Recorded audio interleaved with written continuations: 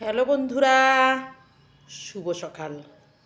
কালকে একাদশী ছিল, আজকে 9টা 46-এর পরে হচ্ছে পারণ। দেখুন আজকের পারণে কি আছে।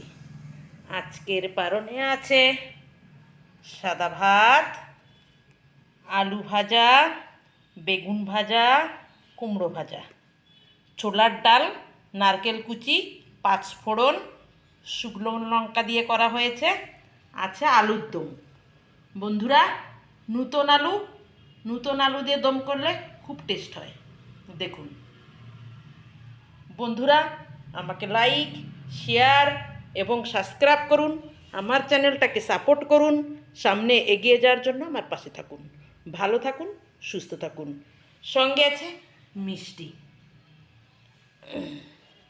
আসুন, আমার সঙ্গে যারা যারা একাদশী করছেন তারাও পালন করবেন।